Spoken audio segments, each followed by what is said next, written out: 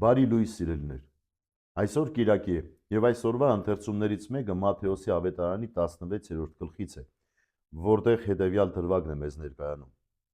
Հիսուս նրանց ասաց. «Իսկ դուք իմ մասին ինչ եք ասում, ով եմ ես»։ Սիմոն Պետրոսը պատասխանեց ու ասաց.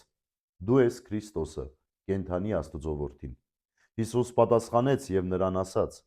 «Երանի է քեզ Սիմոն, Հովնանի որդի, որովհետեւ մարմինը եւ արյունը չէ, որ հայտնեց քեզ, այլ իմ հայրը, որ երկնքում է»։ Սիրելիներ, դավանության ճշմարիտ մի օրինակ։ Տերը հարցնում է. «Ով եմ ես», եւ Պետրոսն ասում է. «Դու ես Աստծո որդին»։ Եվ Տերն ասում է, որ դա քեզանից չասացիր, այլ իմ հոր հոգին ասաց քեզ։ Որքան կարևոր է մենք տեսնենք Տիրոջ Սուրբ Հոգու ներկայությունը մեր կյանքի մեջ։ Լինում են դեպքեր, երբ ասում ենք չի ստացվում մեր հավատքի կյանքը, ինչ որտեղ դանդաղում է, ինչ որտեղ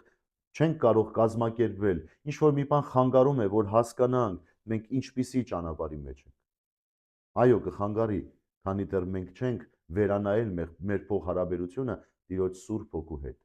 Սուրբ Հոգին է, որ մեզ մղում է տեսնելու ճշմարտությունը, ճանաչելու բարին եւ լավը, այն պարգևները, որ Աստված մեզ տվել է։ Եվ Սուրբ Հոգին է, որ մեզ օգնում է մնալ ճշմարիտ դավանանքի մեջ։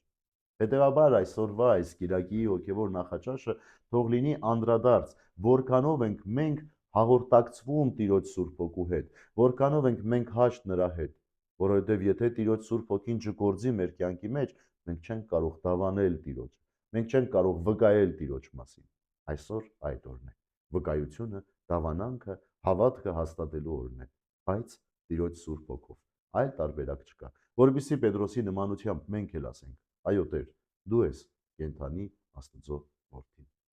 Քրիստոս հարյավի մեռելոց, ձեզ եւ մեզ մեծ ավետիս։